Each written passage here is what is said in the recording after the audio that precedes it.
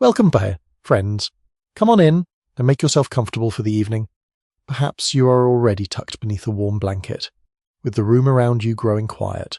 Or perhaps you're still settling into bed, arranging a pillow and allowing the last thoughts of the day to loosen their hold.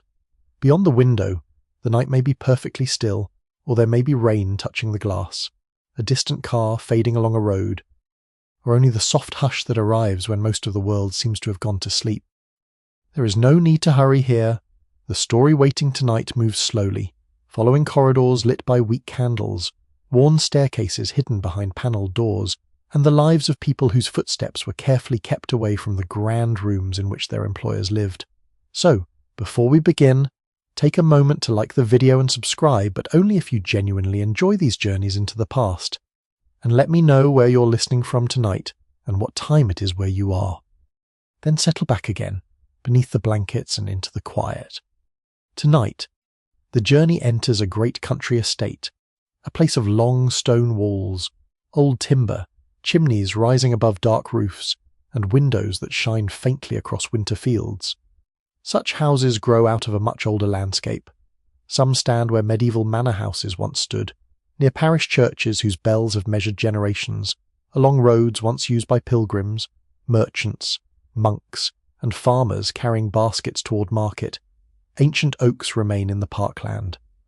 Beyond them lie villages clustered around church towers, muddy lanes, barns, streams, and cottages where many of the estate's servants were born. From the outside, the great house appears asleep. Inside, however, part of it is already awake, long before the owners stir beneath feather mattresses and embroidered covers. There is movement in the servants' quarters. It begins in darkness. In a narrow room beneath the roof, or perhaps along a plain corridor hidden at the back of the house, a young housemaid opens her eyes before dawn. There is no grand clock beside the bed. She may wake because another servant has stirred, because a distant clock strikes, or because years of repetition have trained the body to know the hour. No one can quite agree whether servants in every large household rose at precisely the same time. Customs differed from estate to estate, and duties changed with the season.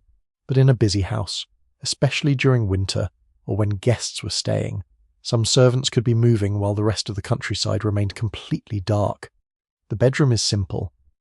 There may be an iron bedstead, a straw or horsehair mattress, coarse sheets, and wool blankets tucked close against the cold. A small wooden chair stands beside the wall. A cracked jug and basin provide water for washing, though on a bitter morning that water may have become painfully cold during the night. Privacy is limited. Junior servants often share rooms, sometimes two or more sleeping within a narrow chamber. Their possessions fit into a small chest or box and extra apron. Stockings, a comb, perhaps a prayer book, a ribbon, letters from home, or some inexpensive object kept for sentimental reasons. Before electric lights, darkness is a practical concern. A candle costs money, and servants are not encouraged to waste one merely for comfort. Tallow candles, cheaper than beeswax, can smoke and carry a strong smell. Beeswax burns more cleanly but is valuable and more often associated with wealthier rooms, chapels, or formal occasions. So dressing often happens quickly, with little light. Shoes touch cold floorboards, a dress is fastened, an apron is tied, hair is arranged neatly beneath a cap, then a door opens and another working day quietly begins. Downstairs, the corridors are colder still. The grand family may know the house through drawing rooms, libraries, dining rooms, and bedrooms warmed by fires. Servants know another architecture entirely. They know narrow stairways, passages behind walls, stone-floored basements, pantries, sculleries, coal stores, linen rooms, and doors deliberately positioned so that the machinery of domestic life remains unseen. The first task is often fire. A house containing dozens of rooms cannot simply wake warm. Grates must be cleared of yesterday's ash, coal or wood must be carried, kindling must be arranged, fires must be coaxed into life before anyone upstairs expects to use a room. A maid kneels beside a fireplace while the house remains dim around her. Ash settles on the hearth. Her hands become blackened despite efforts to remain tidy. In earlier manor houses where wood remained common, the smell would have been different oak smoke, damp logs, soot, and the lingering scent of rushes once scattered across floors to soften footsteps and absorb dirt. Old beliefs still cling to the hearth even when servants no longer speak openly about them. For generations, the household fire has carried associations with protection and continuity. In some regions, it is considered unlucky to allow certain fires to die completely at particular times of year. Other customs warn against lending fire from the house on important feast days. Historians continue to debate how seriously such beliefs were followed in later country households. But fragments of older superstition survive remarkably well among servants, villagers, and families who repeat practices simply because they have always been done. Nearby, another servant begins preparing hot water. The kitchen fire requires attention. Kettles are filled. Boots left overnight may be collected for cleaning. Lamps need trimming. Yesterday's candle ends are gathered. Coal scuttles must be carried through passages before the formal rooms are occupied. The work is repetitive, but repetition is what allows the estate to appear effortless. Upstairs, a gentleman may enter his dressing room and find a warmth already waiting. Curtains seem to open by themselves. Water arrives. Shoes are polished. Fires burn cleanly. Breakfast appears at its appointed hour. Yet none of these things simply happen. They are the result of people waking in darkness. As dawn begins to thin the night, the world outside slowly emerges. Frost may lie across the kitchen garden. Bare branches move in a cold wind. Far beyond the estate wall, smoke begins rising from village chimneys, and somewhere across the fields a church bell marks the hour. Its sound travels gently through the morning mist. For a moment, even the servants may hear it. The bell belongs to an older rhythm than the house itself. Medieval villagers once listened for bells telling them when to pray, work, gather, mourn, or take shelter. Monasteries divided their nights and days by bells, and the same habit of measuring life through sound continues long after many abbeys have fallen silent. Within the servants' quarters, however, another system of bells waits to begin. These are not church bells. They are smaller, sharper, and far more personal. A pull of cord somewhere upstairs will soon make one tremble against a wall below, announcing that someone wants hot water, clothing, breakfast, a fire, a message delivered, or some other small service. For now, most remain still. There is a short stretch of morning when the workers belong almost entirely to themselves and to one another. A kitchen maid crosses the passage carrying kindling. A footman appears, still fastening part of his uniform. Somewhere a housemaid quietly shakes dust from a cloth. The cook may already be awake. Considering breakfast and the meals that must follow, the housekeeper will soon begin inspecting what has been done. There is little conversation. Servants are expected to move quietly before the family wakes, especially near bedrooms. Soft-soled shoes and careful steps are useful skills. Doors are closed gently. Metal objects are handled with care. Even coal, awkward and noisy, must somehow be carried as though it possesses good manners. Outside, night continues retreating across the fields.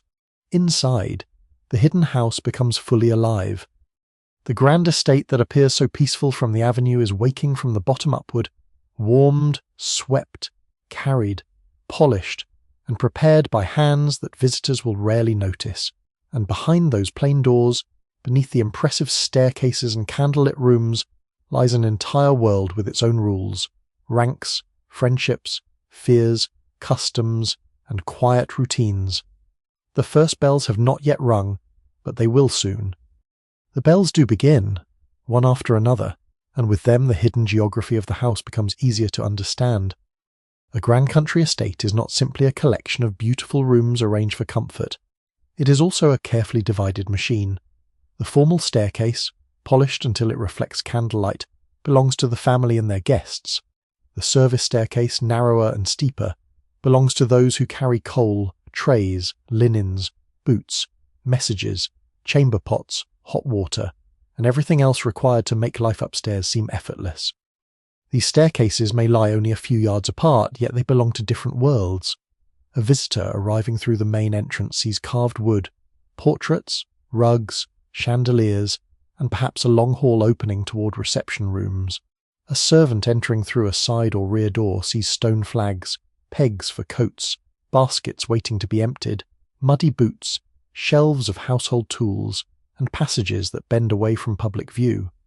Architects often design these routes deliberately. By the 18th and 19th centuries, many large estates are planned so that servants can move almost everywhere without crossing the principal rooms. Hidden doors may be covered in the same panelling as the wall. Secondary corridors run behind bedrooms. Back staircases rise through corners of the building where no guest has reason to go. Some estates even contain what appears to be a small second house folded inside the first. No one can quite agree on exactly when this separation becomes most rigid, because older manor houses are often altered rather than rebuilt. A medieval hall may acquire later wings. Tudor passages may be hidden behind Georgian panelling. Victorian owners may install new service bells and heating systems inside walls that once enclosed much simpler rooms. The result can be wonderfully complicated. A footman carrying a tray might leave the servants' hall, pass the pantry, climb a back staircase, cross a narrow landing, emerge through a nearly invisible door, and appear beside the dining room as though he has materialized from the walls, but there is nothing magical about it. There are simply many corridors. The basement is often the true working heart of the estate. Here, stone floors are practical because they tolerate water, ash, grease, and heavy traffic. The air carries layers of smell bread, damp masonry, coal smoke, boiled vegetables, polish, soap, leather, and perhaps the faint sharpness of stored onions. The kitchen occupies one important zone, but it is surrounded by smaller rooms with highly specific purposes. There may be a scullery where heavy pans and dishes are washed, a larder holds meat, butter, cheese, and other foods that require cool conditions. A dry store contains flour, sugar, tea, spices, candles, and preserved goods. The butler's pantry may contain silver, glassware, decanters, and expensive serving pieces, sometimes kept behind locks because household plate represents considerable wealth. Keys matter greatly below stairs. The housekeeper may carry a ring of them, each opening a cupboard, linen press, storeroom, or pantry. The jingling of such keys becomes almost a symbol of authority. In many households, access to sugar, tea, coffee, spices, candles, and fine linen is carefully controlled because these items are valuable and surprisingly easy to remove in small quantities. Tea in particular can be guarded with a seriousness that seems strange to a modern observer. Earlier households sometimes keep it in locked tea caddies, because imported tea is expensive enough to tempt theft. Even when prices decline, the habit of locking provisions can remain. Custom lingers long after its original reason weakens. A narrow corridor may lead from the food stores toward the wine cellar. Here the temperature is cooler and the atmosphere changes. Stone arches collect moisture. Bottles lie in racks. Barrels rest against walls. The butler or cellar staff may keep detailed records of what is opened and when. Nearby there may be coal cellars, their darkness blacker than the rest of the basement. Coal dust settles into cracks in the floor and into the clothes of the servants who handle it. Carrying scuttles upstairs is heavy work, especially when dozens of fireplaces need feeding in cold weather. Above these rooms lies another layer of service.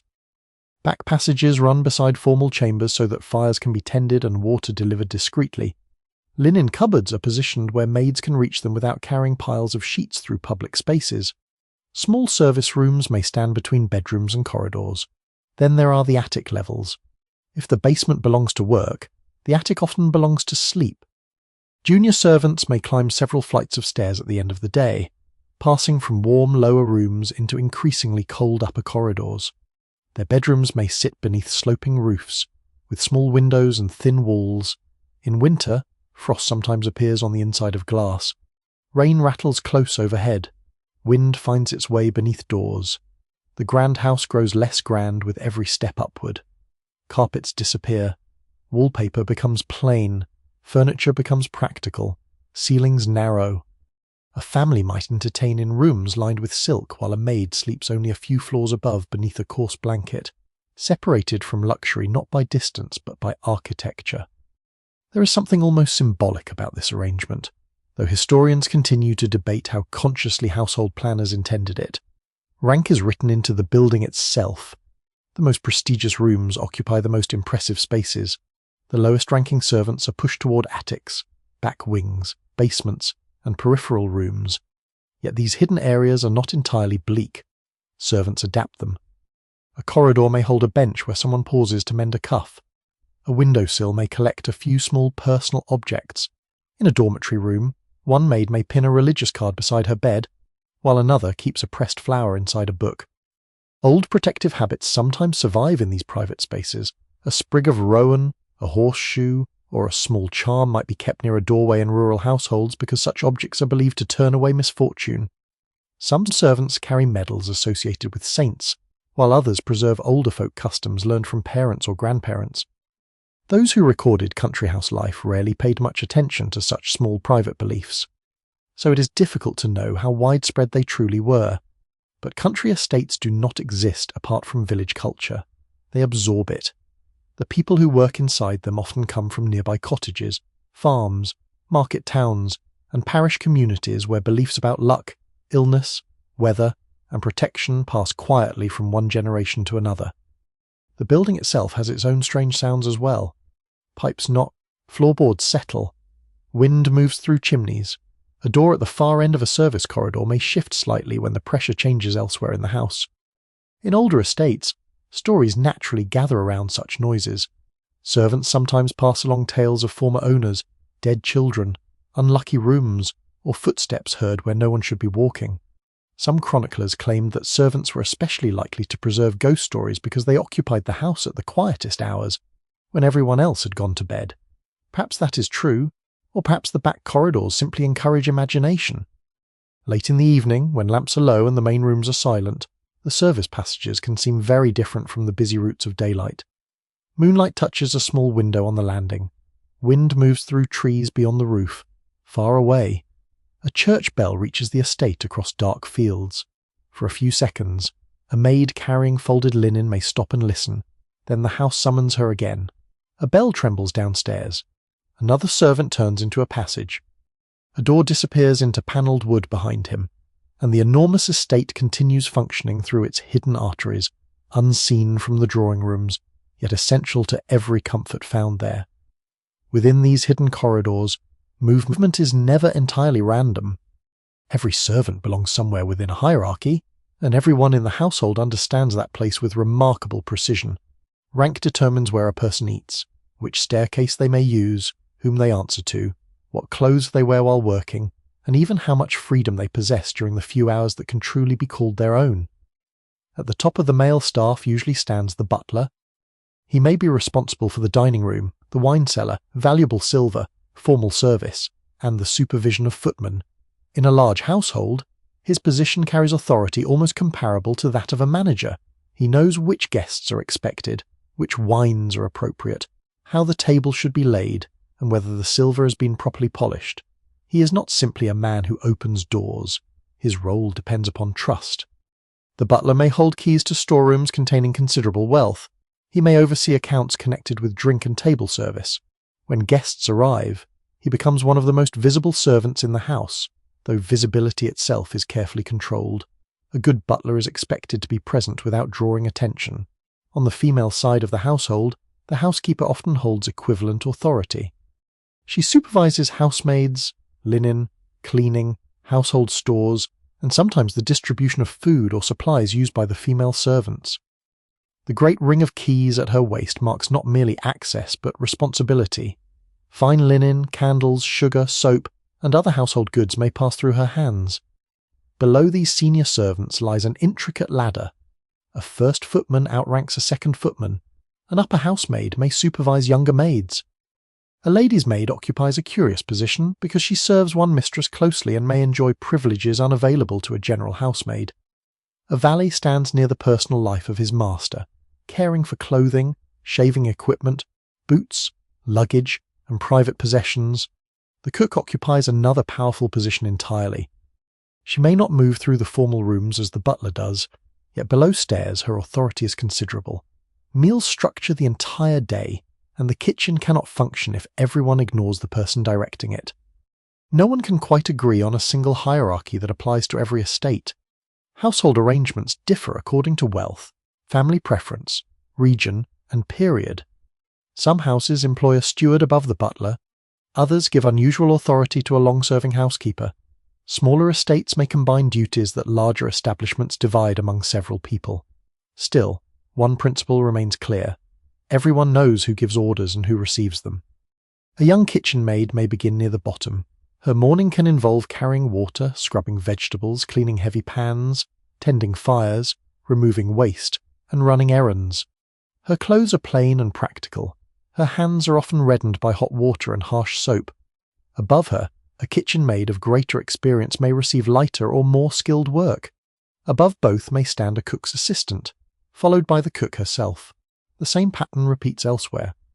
A junior housemaid cleans grates, carries coal, makes beds, empties basins, sweeps floors, and performs the dirtier early tasks before formal rooms are occupied. More senior maids may be trusted with delicate furniture, guest rooms, linen, or the supervision of others. Promotion is possible, but never guaranteed. A capable servant may move from housemaid to upper housemaid, or from footman to butler over many years. A young woman might eventually become housekeeper.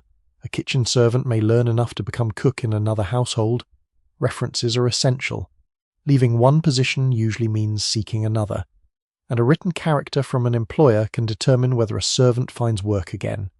Reliability, sobriety, obedience, cleanliness, and moral behaviour may all be mentioned. This gives employers enormous influence. A dismissal without a satisfactory reference can be disastrous. Because of this, even minor breaches of household rules carry weight. A servant who stays out beyond the permitted hour, quarrels openly, steals provisions, becomes intoxicated, or is judged too familiar with another member of staff may risk losing not only wages but future security.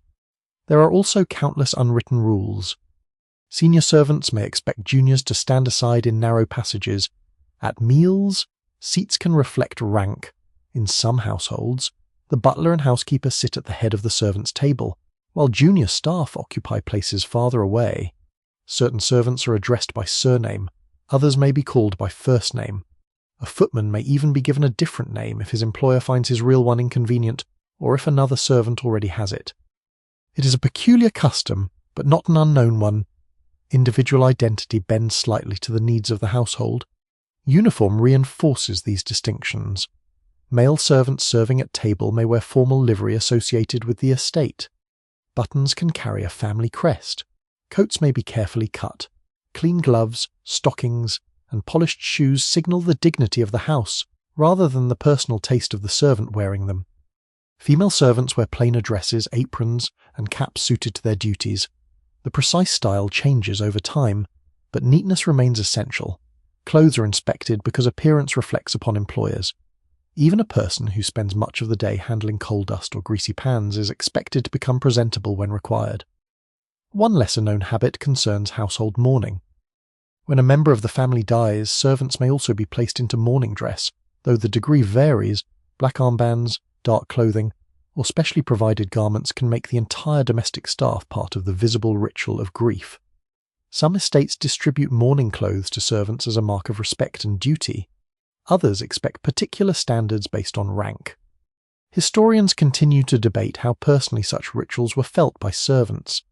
Some may have known their employers intimately after decades of service. Others may have experienced mourning largely as another set of rules added to the working day. Yet long service can produce complicated bonds. A nurse may have cared for a child who later becomes master of the estate. A valet may know the weaknesses of a gentleman more closely than many relatives do. A maid may spend years in the same bedroom chambers, quietly observing a family's illnesses, marriages, births, anxieties, and deaths. Distance and intimacy exist together.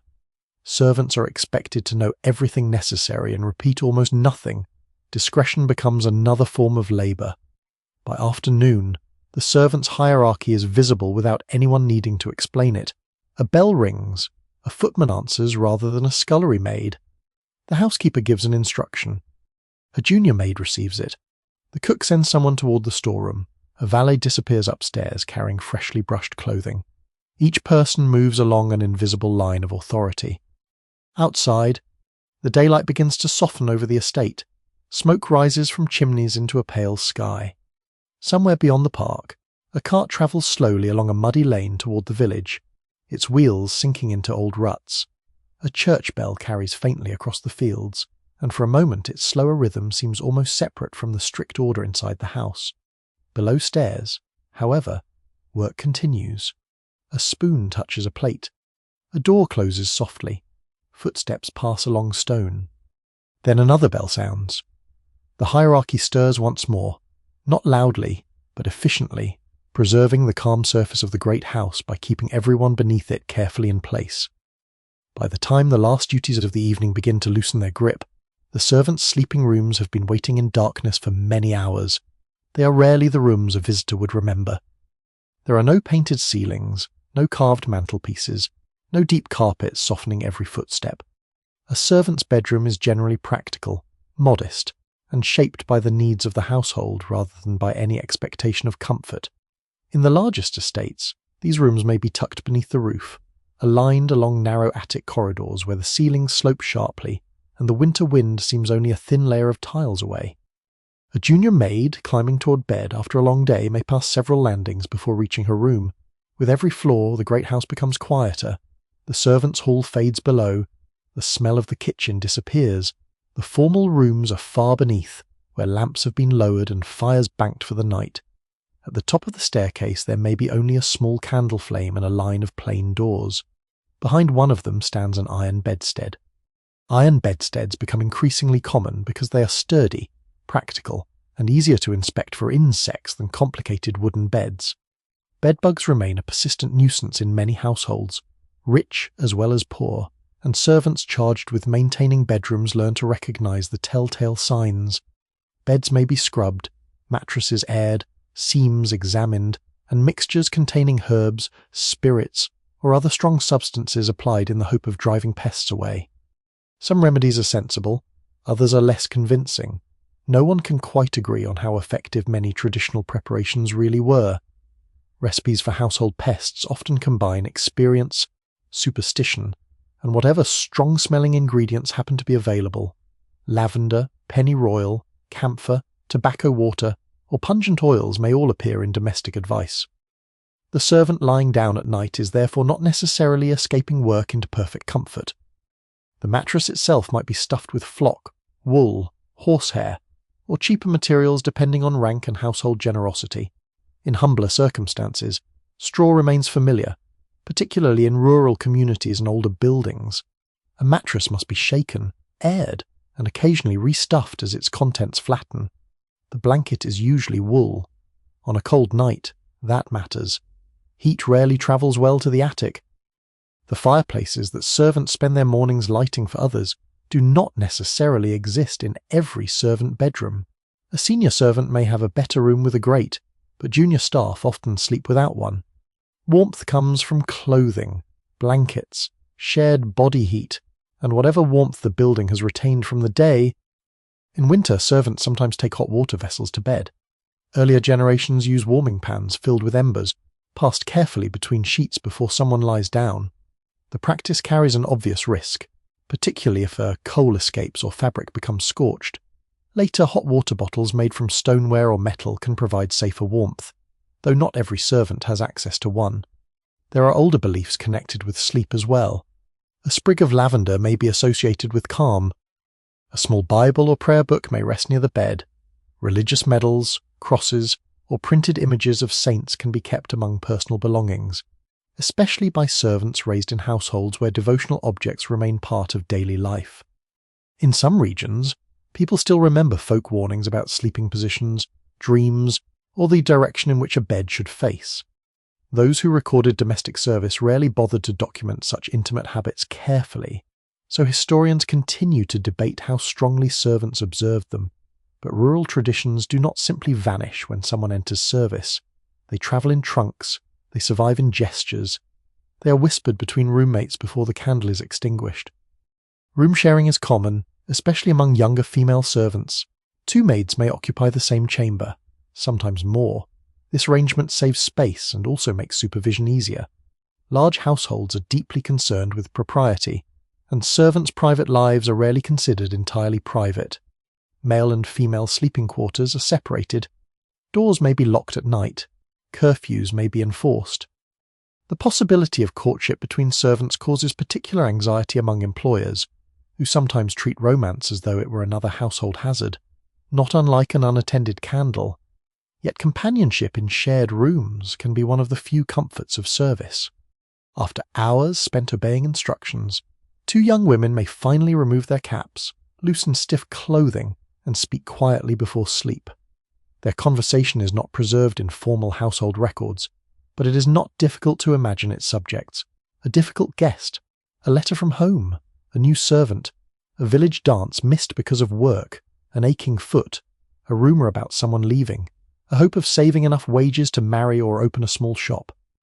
A servant's possessions are often few enough to fit inside a box or trunk. This container can become intensely important. Inside may be Sunday clothing, spare stockings, letters, a photograph, ribbons, sewing things, a little money, and perhaps a keepsake too private to leave in sight. Some servants lock their boxes if they can. A comb and hairpins lie beside a basin. Water is poured from a jug. Washing before bed is usually modest compared with modern expectations. Full bathing can require significant effort, especially where water must be heated and carried by hand. Daily washing often concentrates on the face, hands, and exposed areas of the body. Soap varies in quality. Harsh household soap is useful for cleaning but unpleasant on skin.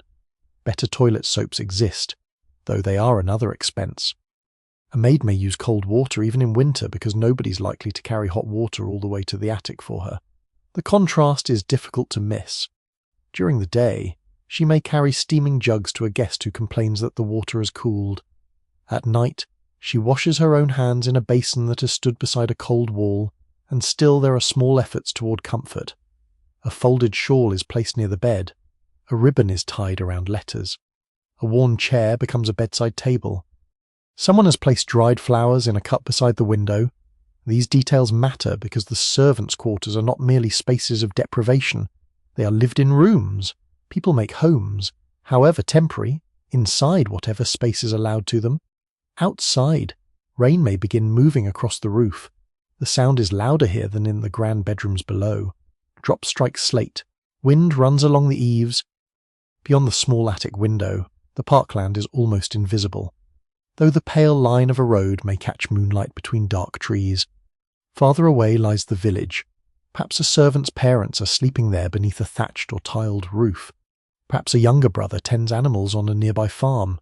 Perhaps the churchyard contains generations of the same family. The distance might be only 2 miles. It can still feel enormous. Service removes young people from the ordinary rhythm of home and places them within another household's clock. Their day begins when others need fires. It ends when others no longer need bells answered. Only now, in this narrow room, does time begin to belong to them again. The candle burns lower. One maid climbs beneath the wool blankets while the other places her shoes neatly beside the bed. There are still faint movements somewhere below. A distant door closes.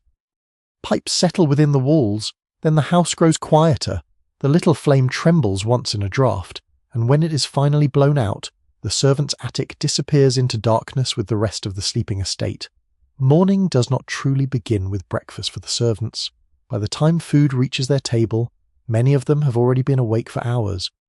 Fires have been laid, ashes cleared, boots brushed, passages swept, curtains opened, and hot water carried through the house. Coal has been lifted in heavy scuttles. Grates have been blackened. Dust has been removed before anyone upstairs can notice that it was ever there. In the kitchen, the range has been coaxed into steady heat. Kettles have begun to murmur, and the first smells of bread, porridge, toast, and frying meat have started to gather beneath the soot-darkened ceiling. Only then, when the estate has been prepared for everyone else's morning, can part of the household sit down to eat. The servant's breakfast is rarely elegant. It is practical, filling, and shaped by both rank and economy. A long wooden table stands in the servants' hall, its surface marked by years of plates, elbows, hot dishes, and cleaning. Chairs or benches are arranged according to household custom. Senior servants often take places of greater importance. The butler may sit at one end, the housekeeper at another, while junior servants occupy seats farther down. The arrangement can feel almost ceremonial. A person does not simply sit wherever there is space. No one can quite agree on how rigidly every estate observed such customs, because domestic rules varied enormously. Yet many great households preserve a clear sense that rank continues even when the family is absent. The servants' hall has its own order, its own expectations, and its own quiet reminders that not all servants are equal. Breakfast may consist of bread, butter, porridge, dripping, cold meat, bacon, eggs, or whatever provisions the household considers appropriate. Tea becomes increasingly common, though its quality may not match that served upstairs. In earlier decades, ale is still a familiar part of daily nourishment in many households, especially where water quality is uncertain or where older food habits remain strong. Small beer, weaker than the drink served for pleasure, has long been part of working diets, even as tea spreads through British households. Older patterns do not disappear overnight. Bread is central. A thick slice can be spread with butter if butter is available, or with dripping saved from roasted meat. Dripping may sound humble, but to people performing physical labour it offers valuable fat and energy. Toast can be browned near the fire. Though a crowded kitchen does not always have time to treat each servant's breakfast with care, porridge, particularly in colder regions, provides warmth that reaches the body more reliably than the chill air of an attic bedroom. On certain mornings there may be leftovers from the previous day's meals. This is not necessarily considered undesirable. Large country houses produce complicated streams of food. What leaves the dining room may return below stairs, where unused portions are redistributed. Some scraps go to servants, others to animals, and some are incorporated into new dishes. Household economy encourages almost nothing to be wasted. Bones may become stock. Fat is rendered. Stale bread can thicken puddings or sauces. Cold meat may appear sliced at breakfast or transformed later in the day. Even vegetable peelings can find a purpose. Such thrift exists beside astonishing luxury. Upstairs, guests may be offered multiple courses on fine china, while downstairs the cook carefully accounts for crusts, bones, candle ends, and grease. The contradiction rarely seems strange within the household because the estate depends on exactly this combination: public abundance and private economy.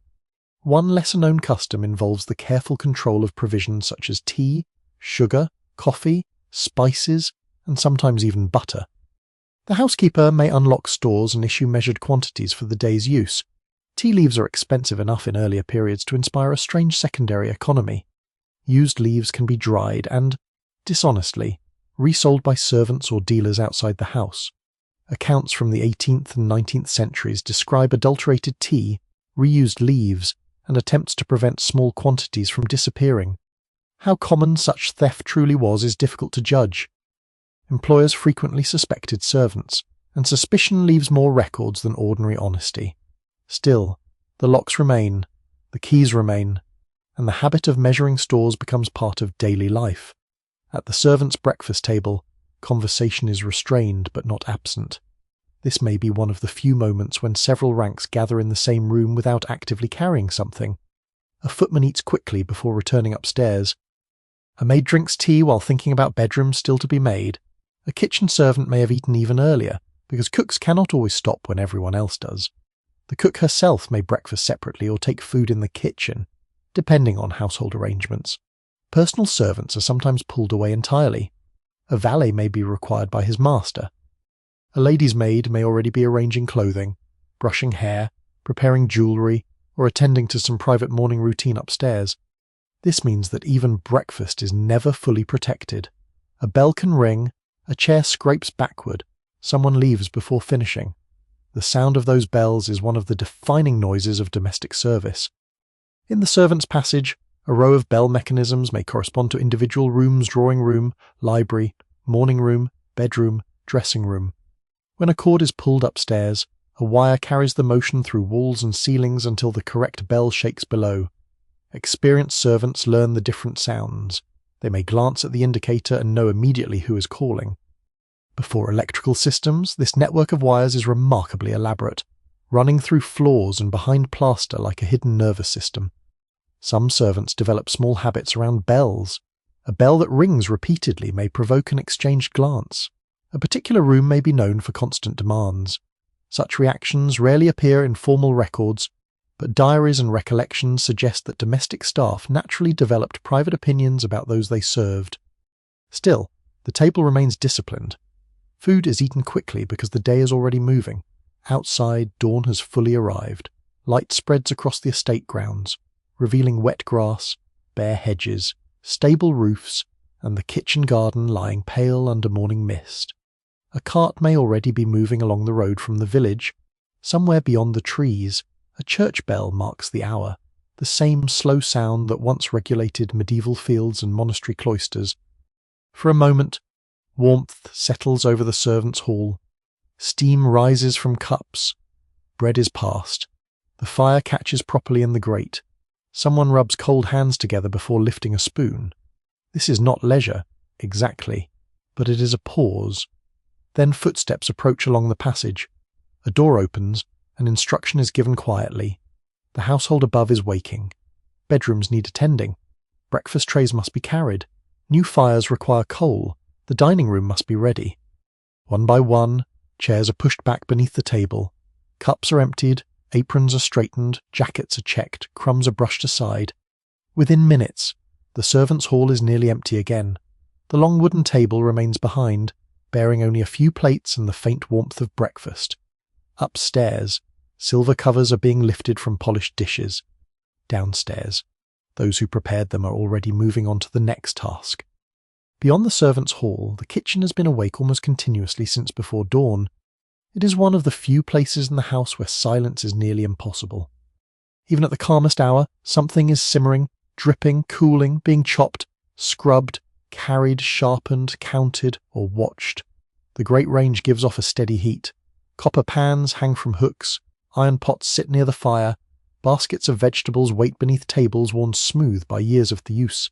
Shelves hold jars of preserves, spices, dried herbs, flour, salt, and ingredients whose value may be greater than their plain containers suggest. A country house kitchen is less a single room than the centre of an entire network. Nearby lie the scullery, pastry room, larder, dairy, pantry, still room, and stores. In especially large estates, there may be separate spaces for confectionery, baking, preserving, and preparing game. The cook presides over much of this world. Her position is demanding because every meal upstairs depends on her judgment, timing, memory, and ability to command other people while several dishes compete for attention at once. She must understand fires. Before gas and electricity transform kitchens, heat is not controlled with a small turn of a knob. A coal or wood range has moods of its own. The cook learns where the hottest places lie, how quickly an oven loses heat, and how much fuel is needed to keep several dishes moving toward readiness. A fire that burns too fiercely can ruin hours of work. One that weakens can delay an entire dinner. No one can quite agree on how often cooks relied upon strict written recipes rather than experience. Surviving cookery books offer careful instructions, but professional cooks frequently develop an instinctive understanding that cannot be written easily. A handful of flour, the feel of pastry beneath the fingers, the sound of fat beginning to spit, or the colour of a sauce may tell an experienced cook more than any clock. Around her, junior servants perform the heavier work. A kitchen maid carries pans and ingredients. A scullery maid confronts the endless aftermath. The scullery is often one of the least comfortable rooms in the estate. Here greasy pots, roasting tins, kettles, knives, serving dishes, and kitchen utensils arrive in relentless succession. Water must be heated and carried. Sand, ash, brick dust, soda, and strong soaps may be used for cleaning different surfaces. Hands become red and cracked, clothes become damp, steam settles against walls. The copper cookware, so beautiful when polished, can demand extraordinary labour to keep clean. Copper also requires care because acidic foods can react with exposed metal. Pots are often lined with tin, and damaged linings may need attention. Cooks know that certain vessels are suitable for particular foods. Knowledge passed through kitchens long before chemistry fully explains why. The kitchen contains other quiet dangers. Knives are constantly sharpened. Large kettles hold boiling water. Heavy pans must be lifted from flames. Hot fat can spill. Clothing can catch sparks, yet accidents are usually absorbed into the rhythm of work rather than treated as remarkable events. A small burn may be cooled and covered before the servant returns to duty. Traditional remedies circulate freely. Honey, flour, oil, butter, plant salves, and various poultices may be applied to burns or cuts according to local habit. Some remedies offer genuine soothing effects, while others do little good at all. Historians continue to debate how far domestic workers trusted folk medicine over newer medical advice, but the kitchen itself supplies many of the ingredients used for everyday treatment. Herbs are everywhere. Sage may season meat, and also appear in remedies. Mint cools drinks and settles stomachs. Thyme, rosemary, lavender, and rue carry culinary, medicinal, and symbolic associations accumulated over generations. The still room, traditionally associated with preserving, distilling, and household medicine, preserves something of an older manner tradition. In earlier centuries, women of the household might supervise the making of cordials, medicinal waters, syrups, perfumes, and preserves. By the age of the Grand Country Estate, many of these tasks have become specialized, but the memory of the older practice survives. A bottle of lavender water may sit near jars of jam. A cordial may be valued both as refreshment and remedy. Certain herbs are believed to purify rooms or protect against illness. Old ideas have a long life in domestic spaces. Food preparation begins with the seasons. An estate kitchen does not exist apart from the land surrounding it. Vegetables may come from the kitchen garden. Fruit arrives from orchards and glasshouses. Milk and cream come from estate dairies or nearby farms. Game comes from parkland and woods. Fish may be delivered from rivers, coastal markets, or railway stations in later decades. Earlier manor households depend even more heavily on preserved food during winter. Salted meat, smoked fish, dried peas, pickled vegetables, stored apples, and hard cheeses maintain the household when gardens lie under frost. This older pattern remains visible even as transport improves. A well-run estate preserves abundance when it arrives. Summer berries become jam, fruit becomes bottled or dried. Meat is salted, pickles stand in rows, mushrooms, herbs, and vegetables may be dried for later use. The kitchen is always preparing not simply for the next meal, but for months that have not yet arrived. Dinner upstairs may be elaborate. Soup is followed by fish, meat, vegetables, sauces, puddings, pastries, fruits, cheeses, and perhaps elaborate decorative dishes if guests are present. The servants producing this procession rarely see the completed table. They encounter it in parts. A sauce leaves the kitchen. A platter returns empty. A plate comes back with food untouched. Another course is demanded. The cook receives praise or complaint indirectly. Timing becomes everything. Food must travel through corridors and perhaps up a service staircase before reaching the dining room. Plates are warmed so that dishes do not cool too quickly. Covers protect food during the journey. A badly planned route can undo good cooking. So the kitchen learns the architecture of the house just as intimately as the footmen do. Late in the afternoon, the light outside begins fading while the kitchen becomes brighter. Lamps are lit. Firelight moves across copper pans. Beyond the basement windows, the estate grounds darken beneath gathering clouds.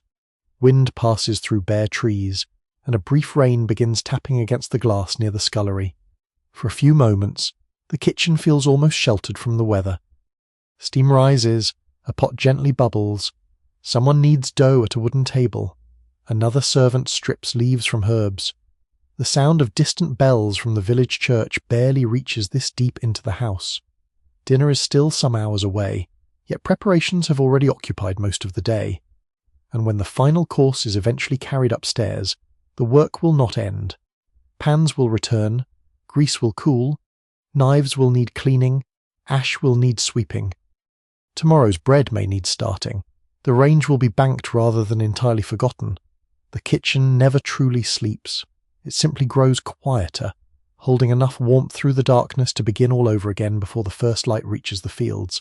While the kitchen works with heat, steam, and the constant movement of food, another army of servants is occupied with a quieter battle against dust. The great house must look untouched by labour. That is one of the central expectations of domestic service. A guest walking into the drawing room is meant to notice polished wood, clean glass, bright silver, smooth carpets, fresh flowers, and the soft gleam of firelight upon furniture. The guest is not meant to think about the person who rose before dawn to produce that appearance. So cleaning begins early and often takes place before the principal rooms are fully awake. A housemaid enters with brushes, cloths, a dustpan, perhaps a bucket, and whatever materials are needed for the room. She already knows what may be moved and what must not be disturbed. She knows which ornaments are fragile, which tables scratch easily, which carpets require special treatment, and which rooms must be completed before a particular member of the family appears. The fireplace comes first in many rooms. Yesterday's ashes must be removed carefully. Coal dust is difficult to contain, and a careless movement can send a grey film across nearby furniture. The grate is cleaned, the hearth swept, and black lead or another polishing preparation may be used to restore the ironwork's dark shine. New coal is laid with kindling so that the fire can be lit at the proper time. This work is dirty. A housemaid may begin the morning with clean hands and a white apron only later, after the heavier tasks are finished. During the first hours, she may wear an older working dress or coarse apron that can tolerate soot. Then comes the floor. Earlier households sometimes cover floors with rushes, especially in medieval halls, replacing them periodically as they become dirty. Herbs such as sweet flag, lavender, or meadowsweet may be mixed among rushes to improve the smell, though the romantic image of permanently fragrant floors is probably exaggerated. By the era of the grand country estate, woven carpets, rugs, polished boards, tiles, and stone have largely replaced such arrangements in formal rooms, but cleaning them is demanding. Large carpets trap dust. Before mechanical vacuum cleaners become common, carpets may be swept with stiff brushes, beaten outdoors, or treated with various household preparations intended to brighten them and collect dirt. Tea leaves are sometimes scattered damp across carpets before sweeping. The leaves can help gather dust instead of allowing it to rise into the air. It is one of those domestic practices that seems almost peculiar until its purpose becomes clear. Salt, damp sawdust, or other materials may also be used in different households. No one can quite agree on how universal these methods were, because servants learned techniques through household tradition as much as through printed manuals. One housekeeper might insist upon a method inherited from her predecessor, while another prefers advice from the latest domestic guide. Furniture demands equal care. Mahogany tables, walnut cabinets, carved chairs, and polished banisters must be dusted without scratching. Beeswax-based polish may be rubbed into wood, sometimes with considerable effort, until a low sheen emerges. The smell of wax becomes part of the house. It mingles with coal smoke, flowers, leather, damp wool, and the faint scent of whatever polish is used on brass. Mirrors must be spotless. Glass must not show finger marks. Picture frames collect dust in elaborate corners. Heavy curtains gather soot from fireplaces and grime carried through open windows. Even decorative objects require attention. Porcelain figures, clocks, boxes, candlesticks, and small sculptures may need lifting one by one. A servant cleaning such a room moves slowly, not because she has abundant time, but because one broken object could cost more than she earns in months. Some things are cleaned with surprisingly specialized substances. Whiting may be used on silver or metal.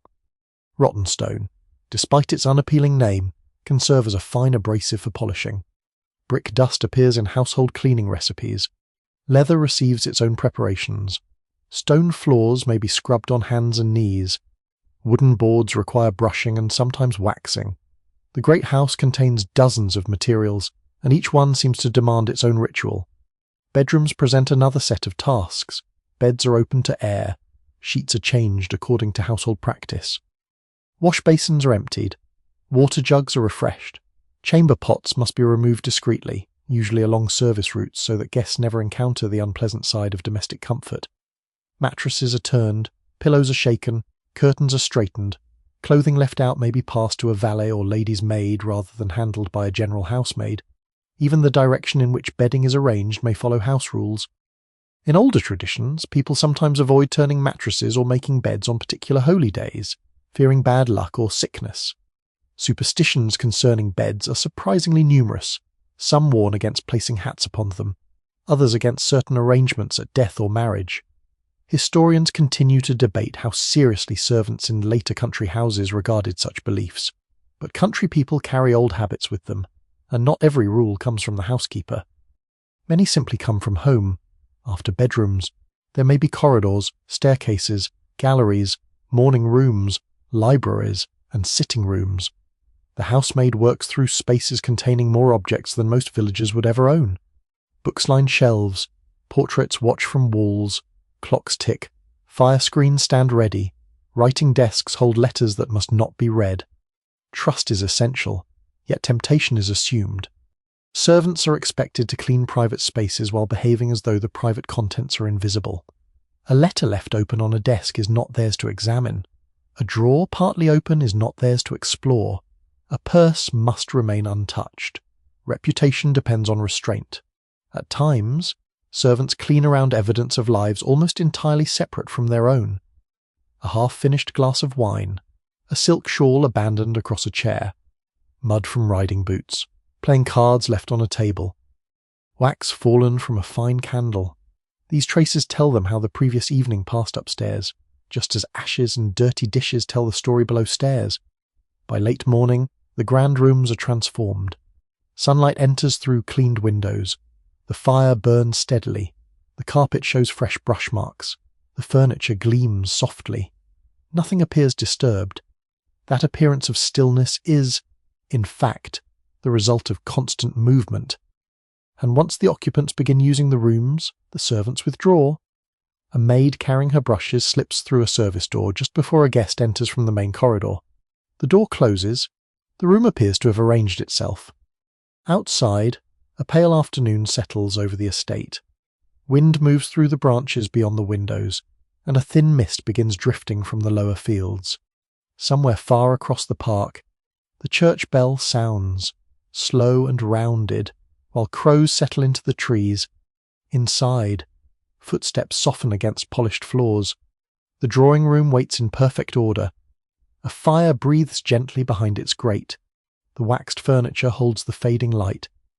And below stairs, another cloth is being rinsed, another brush set aside, another pair of tired hands prepared to begin again wherever the great house has gathered dust. If cleaning the visible rooms of the house demands patience, then laundry demands something closer to endurance. The wash-house is often set apart from the most elegant parts of the estate for good reason. It is hot, wet, noisy, and heavy with steam. Large coppers stand over fires filled with water that must first be drawn, pumped, or carried. Linen lies sorted in baskets. Wooden tubs stand ready. Bars of soap wait beside brushes and rubbing boards. The floor is frequently damp, and on wash days the air grows thick enough to settle on walls and windows in shining beads. Before piped water becomes common, every bucket represents labour. Water may come from a pump, well, cistern, stream, or estate supply. On an older manor, servants may carry it across yards in wooden or metal vessels, following routines not so different from those known in medieval households centuries earlier. Monasteries and large manor houses sometimes develop surprisingly sophisticated water systems. Yet even where channels and pipes exist, water does not arrive effortlessly at every room. Someone must move it. Someone must heat it. Someone must empty it again. Laundry therefore begins long before the first sheet touches soap. Beds in a great estate produce an astonishing quantity of linen, sheets, pillowcases, towels, tablecloths, napkins, kitchen cloths, aprons, undergarments, dusting cloths, and servants' uniforms all require attention. When guests arrive, the volume increases sharply. A house party lasting only a few days may leave behind enough linen to occupy the laundry staff for far longer. Some garments are washed frequently, others are not. Delicate fabrics, decorated dresses, tailored coats, and fine wool may be brushed, aired, spot-cleaned, or sent to specialists rather than plunged into water. Linen and cotton tolerate much harsher treatment. White household linen may first be soaked. Stains are worked upon individually. Soap is rubbed into fabric. The linen may be boiled in a copper with washing soda or other cleaning agents, then lifted out using wooden tongs or sticks. The work is dangerous in a quiet, ordinary way. Wet sheets are extremely heavy. Steam can burn. Boiling water can spill. A copper must be watched while fires burn beneath it. Yet the laundry staff repeat these motions week after week until the difficult becomes familiar. No one can quite agree on how often every household followed the same wash-day schedule. Some estates maintain permanent laundries and wash continuously. Others reserve particular days for major loads. Smaller houses might send finer laundry away or rely upon women from the nearby village who come in for the work. In older rural communities, washing may become almost communal. Women gather near streams or wash houses, carrying linen in bundles, Such work creates opportunities for conversation that are less controlled than life inside the formal servant hierarchy. On a grand estate, however, even laundry has rank. A head laundress may supervise younger women. Experienced workers handle delicate linen and starching. Junior assistants carry water, tend fires, rinse, wring, and perform the heavier scrubbing. Soap itself varies considerably. Traditional soap is made from fat combined with an alkaline substance, often derived historically from wood ash or later from manufactured soda. Country households sometimes preserve old recipes for making soap, though the results can be harsh and unpredictable. Some domestic manuals offer advice for removing almost every imaginable stain. Lemon juice may be used on rust or discoloration. Salt appears in numerous remedies. Milk is recommended for certain inks. Alcohol, turpentine, vinegar, chalk, and even oxgall appear in historical cleaning preparations. Some methods work surprisingly well. Others seem more hopeful than scientific. Historians continue to debate how faithfully servants followed printed recipes, because practical knowledge often passes directly from one worker to another. A laundress may trust something taught by her mother more readily than a book written for ladies who rarely stand beside a boiling copper. After washing comes rinsing. Soap must be removed thoroughly, then water must somehow be pressed from vast pieces of fabric. Before mechanical wringers become common, sheets may be twisted by hand between two people. The movement strains wrists and shoulders, later mangles, with large rollers turned by a handle, squeeze water from cloth and flatten heavy linen. The mangle is useful, but it demands caution. Loose fingers, sleeves, or hair near the rollers can cause serious injury. Still, once mastered, it saves enormous effort. Drying depends upon weather. On a clear day, sheets may be carried outdoors and spread across lines where sunlight and wind do much of the work. The sight is almost peaceful from a distance, white linen moving gently above grass. Rows of cloth bright against hedges and old stone walls. For the laundress carrying baskets beneath them, it is less poetic. A sudden shower can undo hours of planning.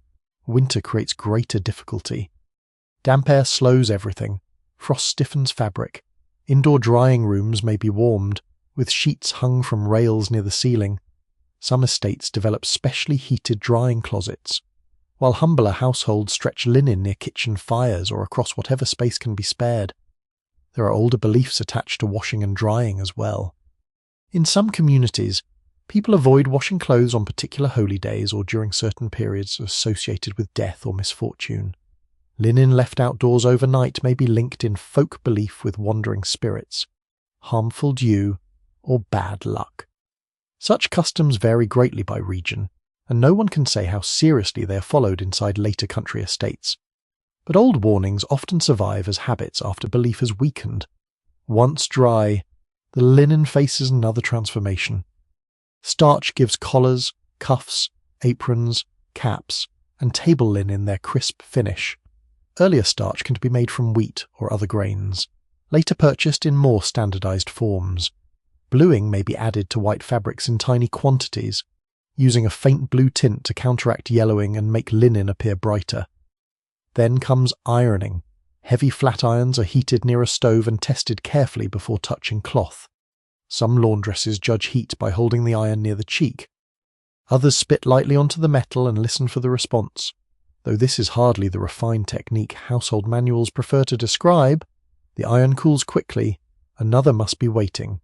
So several irons may sit heating at once while one is in use. The laundress works across tablecloth after tablecloth, sheet after sheet, smoothing wrinkles from fabric that will soon be creased again by ordinary life. By evening, the washhouse changes character. Steam begins to thin. The fires are lower. Wet floors cool beneath tired feet. Outside, clouds move across a fading sky, and beyond the laundry yard the estate fields darken into long grey shapes. A few final sheets stir on the line. From the village comes the faint sound of a bell.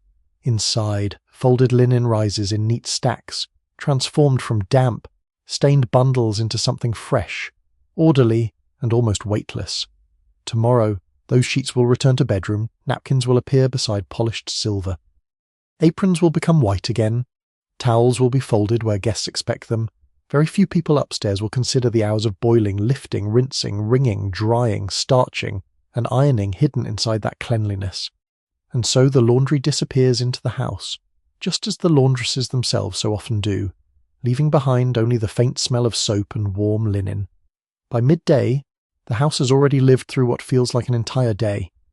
Bedrooms have been opened and remade, fires have been tended, breakfast has been cleared, boots have been brushed, the kitchen has moved from morning dishes toward the greater demands of luncheon and dinner, laundry hangs drying somewhere beyond the yard, and the upper rooms have settled into the polished calm that visitors are meant to see. Below stairs, however, there comes a brief interval when some of the servants gather again. The servants' hall is quieter now than it was at breakfast. Morning urgency has loosened slightly, though never completely. A long wooden table occupies the centre of the room. Its surface may be scrubbed pale from years of use, or darkened by polish and countless meals. Along the walls stand chairs, cupboards, a clock, perhaps a notice board, and sometimes framed prints or inexpensive pictures chosen for spaces the family rarely enters. A fire burns in colder months.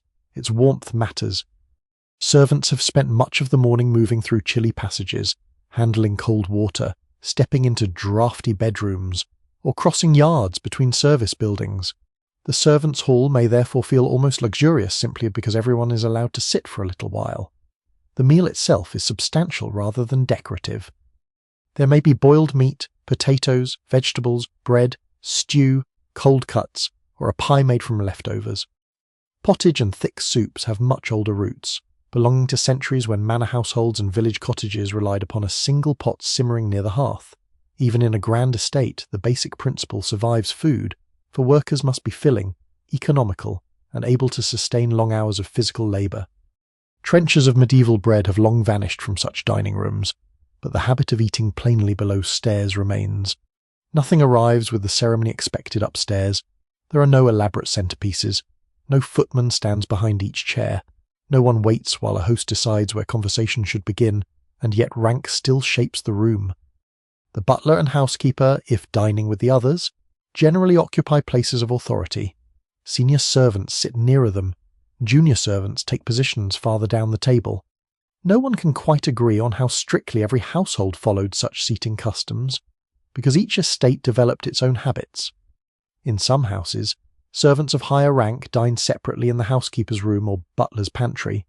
In others, several levels of staff share the hall but remain carefully arranged. Even where everyone eats the same stew, hierarchy does not disappear. A young maid understands exactly where she belongs. So does a footman. So does the cook. Conversation begins softly. The servants' hall offers something rare news. Domestic service can make a large country estate feel strangely isolated, even when a village lies only a short walk away. Many servants work long hours and receive limited free time. Their knowledge of the outside world therefore arrives in fragments. A groom may have heard something in the stable yard. A delivery boy may bring word from the village. The post contains letters. A newspaper passes through the house. Someone has heard that a neighbouring farm is for sale, that a family has returned from the city, that a marriage is expected, or that a market trader has been fined for avoiding a toll. Such small stories matter. Before railways, telephones, and rapid communication change the pace of rural life, information moves with people. A carrier travelling between market towns brings more than parcels. A peddler carries gossip. A servant returning from church carries news. A visiting valet may know details from another great house several counties away. The servants' hall becomes one of the places where these scattered pieces are assembled. Older rhythms of rural communication remain visible in this world. For centuries, market squares have served as centres not simply of trade but of information. Notices are read aloud. Prices are compared. Travellers describe roads and weather. Pilgrims once carried badges from distant shrines, and even long after medieval pilgrimage declines, country people remain accustomed to learning about distant places from those who have passed through them. A servant who rarely leaves the estate may still hear stories of London, Bath, York, or foreign cities from someone who has served elsewhere. The hall therefore contains quiet ambitions as well. A kitchen maid may wonder whether she could find a better position in town. A footman may hope to become a butler. A housemaid may be saving wages for marriage. Another may have no desire to marry at all and instead dream of becoming a housekeeper, a position that offers authority and a degree of independence unusual for many working women. These hopes are usually spoken cautiously. Service depends on reputation. Open complaints can travel upward. Some households discourage servants from discussing family affairs, while others impose stricter expectations about gossip. A servant who repeats private matters outside the estate may quickly discover how valuable discretion is, and so conversation has boundaries. The servants know far more about the family than the family may realize. They know who sleeps badly, who sends letters at unusual hours, who argues behind closed doors, who drinks more wine than is officially acknowledged, who receives visitors through side entrances. But much of this knowledge remains below stairs. There is a kind of unwritten code in that silence. Some chroniclers claim that servants delighted in exchanging every secret they learned. Others described remarkably loyal households where private matters were guarded for decades. Even now, historians continue to debate how much surviving gossip reflects ordinary behavior and how much reflects the fears of employers who worried constantly about being observed. The truth probably lies somewhere in between. People talk. People also protect those they depend upon. Near the middle of the table, bread is passed from hand to hand. A jug of ale or water may circulate. Tea may appear later. In some households, beer remains part of the servant's allowance. An echo of much older practices in which ale forms an ordinary part of the daily diet. The strength and quantity vary, and by the 19th century attitudes toward alcohol are changing, especially under the influence of temperance movements. Still, household allowances can be surprisingly specific. A servant's wages are only one part of employment. Food, lodging, uniforms, candles, washing, and sometimes beer are counted among the benefits of service. Even candle use can be regulated. Junior servants may be issued a fixed number, encouraging them to extinguish lights quickly at night. Economy reaches every corner of the house. A little humour occasionally slips into the servants' hall as well, though quietly enough not to disturb the order of the room. A particular bell may be notorious for ringing just as someone sits down. If it does, there may be a brief smile before the unlucky servant rises. No complaint is necessary. Everyone understands. Outside, midday light rests over the estate grounds. Mist has lifted from the fields, leaving hedges dark with moisture. A cart rolls slowly along the lane toward the village, and somewhere beyond the park a church bell marks the hour. For a few minutes, the servants remain seated. Plates are nearly empty. The fire gives a soft crack. Voices fall lower, then the house begins calling them back. A bell rings in the passage. Another follows. A chair moves across the floor. Someone folds a napkin and stands. Within moments, the long table begins to empty, and the brief pocket of companionship dissolves back into footsteps, corridors, doors, trays, and work. The servants' hall remains warm behind them, holding the faint smell of bread, tea, wood smoke, and the ordinary conversation of people who keep an extraordinary house alive. Beyond the servants' hall, the great estate becomes a map of passages that most visitors will never see. Some are broad enough for two servants to pass without difficulty. Others are narrow, dim, and shaped almost entirely by necessity. A staircase turns behind a panelled wall. A corridor runs beside the dining room. A small door opens near the library and disappears again into polished wood once it has been closed. To the family upstairs, these routes are nearly invisible. To the servants, they are the true geography of the house. Every tray, coal scuttle, basket of linen, jug of hot water, armful of firewood, pair of polished boots, and sealed letter must travel along them. A maid learns early which passages can be crossed quickly, and which must be avoided when guests are nearby. A footman knows where a door opens too noisily. A valet knows the short route from his master's dressing room to the service staircase. The butler understands how to move between pantry, cellar, dining room, and entrance hall without disturbing the formal life unfolding only a few walls away. No one can quite agree on how deliberately every hidden route was planned from the beginning. Many country houses grew gradually over centuries. A medieval manor might receive a Tudor wing, a Georgian facade, and later Victorian service additions. Old staircases are blocked. New corridors are cut through former rooms. Doors are disguised. Basement passages are extended. The result is less like a single design than a building that has learned to hide its labour over time. One of the most important rooms within this system is the butler's pantry. It is not necessarily large, but it may contain some of the most valuable objects under a servant's direct control. Silver serving dishes, candlesticks, decanters, glasses, cutlery, and fine tableware can be stored here. Cupboards may be locked, plate may be counted carefully. In some houses, the butler sleeps close to valuable silver, or even in a room positioned so that access to the pantry can be monitored at night. The fear of theft is persistent. Silver is portable wealth. A spoon can disappear into a pocket far more easily than a painting can be removed from a gallery. For this reason, pieces may carry identifying marks or family crests. Inventories are maintained. Servants entrusted with plate are expected to know exactly what belongs where. Polishing it is almost a ritual. Cloths, brushes, whiting, and other preparations are used until metal gleams. The work leaves fine residue on fingers and cuffs. Even silver that has not been used may require attention, because tarnish does not respect household schedules. Near the pantry, the wine cellar forms another world of controlled access. Stone steps descend into cooler air. Bottles rest horizontally in dark racks. Cobwebs gather in corners that no guest sees. The butler may keep records of vintages, quantities, and bottles opened for dinner. In wealthy households, wine represents both pleasure and status, and mistakes can be expensive. Some cellars maintain traditions that feel almost ceremonial. Bottles may be carefully dusted only around their labels so the age of the surrounding grime suggests respectable storage. Port and other wines may be decanted before being carried upstairs, separating liquid from sediment. The decanter then travels through the service routes to the dining room, arriving without any visible sign of the work required to prepare it. Elsewhere, another system moves smaller objects vertically through the house. The dumbwaiter is among the more ingenious devices of domestic service. In its simplest form, it is a small platform, box, or shelf, raised and lowered by rope and pulley between floors. Plates, bottles, food, or other light goods can travel without a servant climbing every staircase. It saves steps. It also saves visibility. Food may leave the kitchen below, rise within a shaft, and appear near a dining room or serving pantry above. But the system must be handled carefully. A badly balanced load can shift, a plate can slide, ropes wear. Pulley mechanisms creak. Some servants undoubtedly appreciate the device.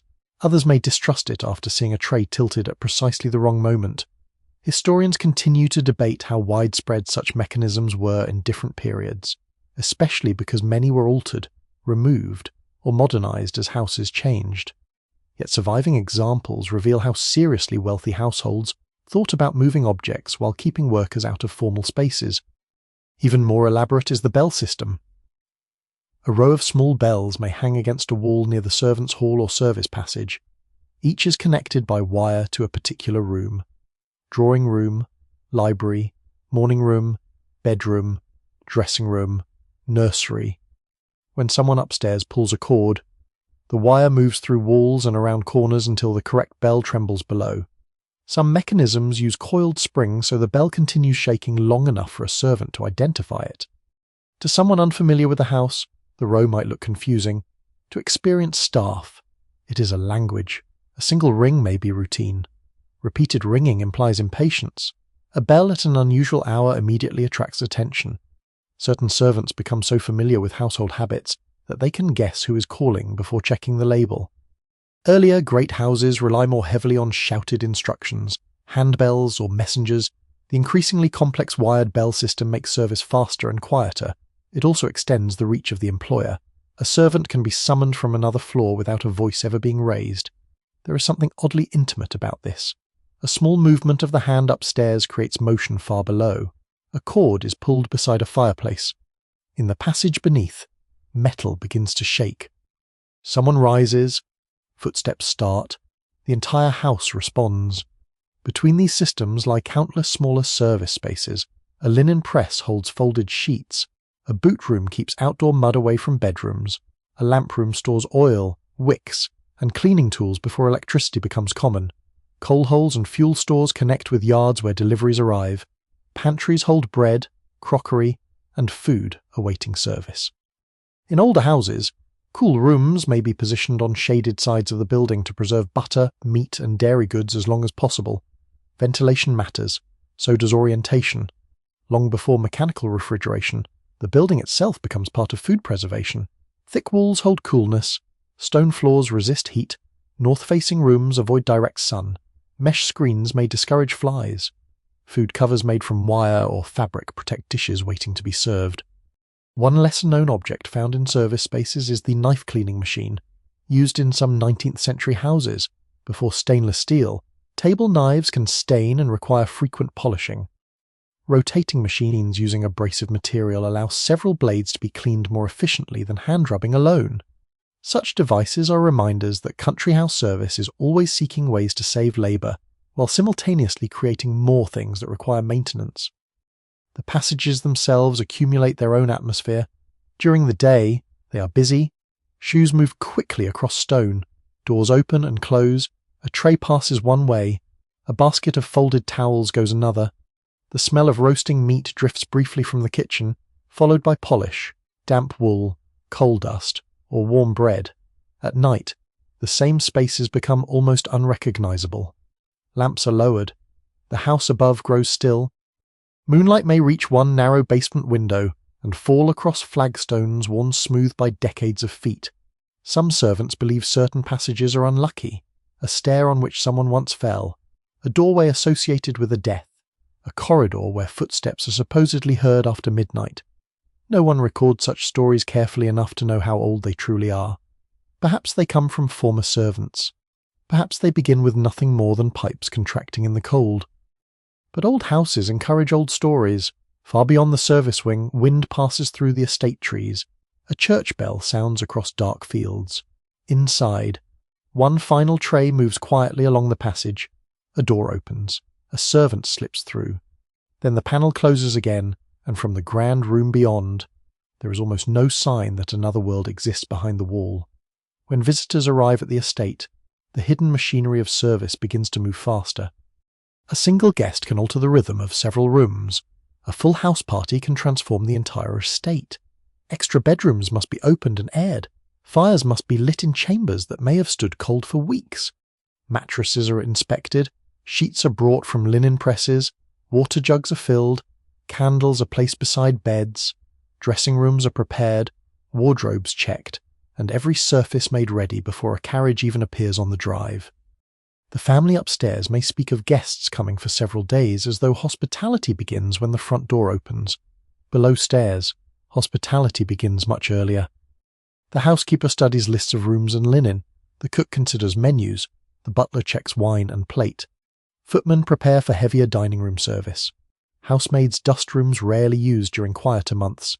Kitchen servants peel, chop, stir, carry, scour, and begin storing ingredients in quantities large enough to feed not only the visitors, but also the servants who accompany them.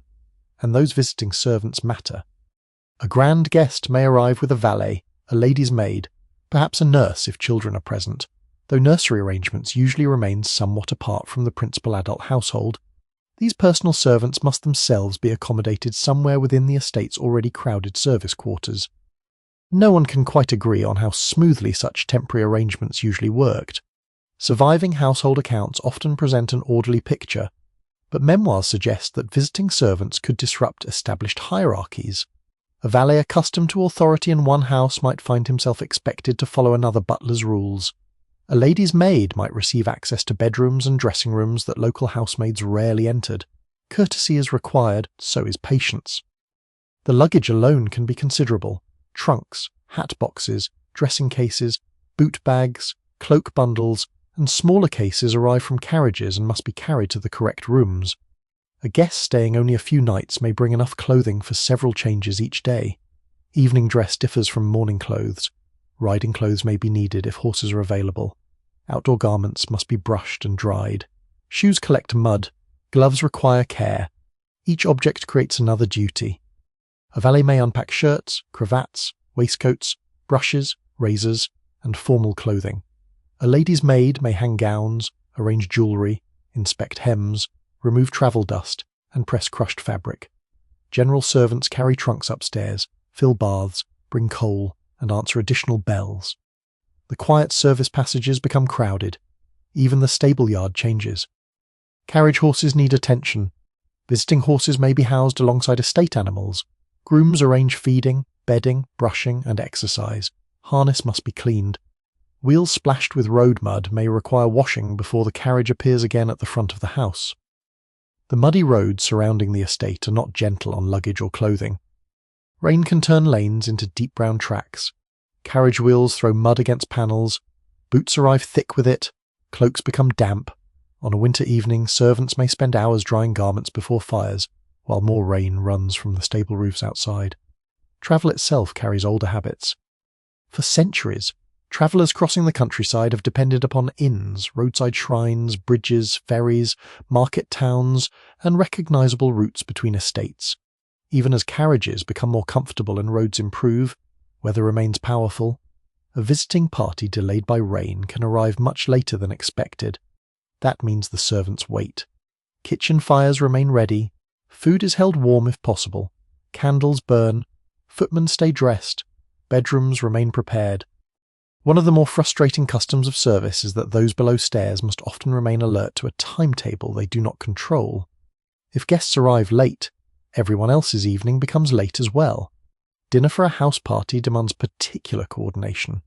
More people at the table mean more plates, more glasses, more napkins, more knives, more wine, more courses, and more opportunities for something to go wrong. The dining table may be extended. Additional leaves are inserted. Silver is brought from storage. Candlesticks are polished. Place settings are arranged according to precedence. The seating order upstairs reflects social rank just as surely as the servants' table below does. Meanwhile, the kitchen works at its hottest. Roasts turn, sauces reduce, pastry is glazed, fish must be cooked at exactly the proper moment, vegetables wait in pans, puddings are watched. A single delayed course can disturb everything that follows. Food then moves through the hidden passages already familiar to the household staff, travelling beneath covers to preserve heat. Footmen receive dishes near the dining room. Plates disappear upstairs and return below. Wine bottles are opened. Decanters circulate. The butler watches closely. A formal dinner can last for hours, but the servants responsible for it are not sitting down. They are standing behind chairs, moving between pantry and table, waiting beside doors, or preparing whatever comes next. There are small superstitions connected with large gatherings too. 13 at table is considered unlucky by many people, though the strength of the belief varies. Spilled salt may be treated as an omen. Knives crossed accidentally can carry an association with quarrels. Some people quietly throw a pinch of spilled salt over the shoulder to avert misfortune. Historians continue to debate how seriously wealthy families and their servants accepted such signs.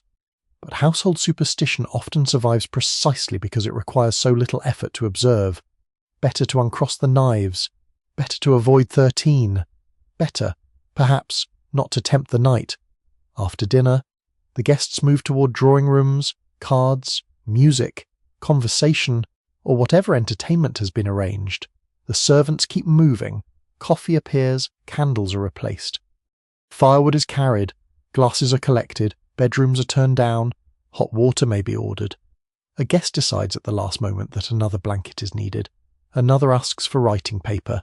Another discovers that boots require cleaning before morning. Each request is small. Together they fill the night. Outside, darkness settles over the estate, and the windows of the great house shine across the parkland. Wind bends the branches near the drive. Stable lanterns flicker behind courtyard doors. Somewhere beyond the fields, the village has already grown quiet. Inside, there is still work everywhere. A kitchen maid scrubs a roasting pan. A footman waits beside a door. A housemaid climbs toward the guest rooms with folded towels. The visiting valet checks tomorrow's clothes. The butler counts bottles returned to the cellar. Only very late do the additional bells finally stop. Then the unfamiliar servants make their way toward temporary beds. Sometimes in crowded rooms. Sometimes in spaces prepared only for the duration of the visit. The house party upstairs sleeps beneath fresh linen and warmed blankets. Below stairs, the estate exhales after another long evening. But morning will come early. Guests who have doubled the work have also doubled the preparations for the day that follows. Beyond the estate gates, another world waits only a short walk away. For many servants, it is the world they came from.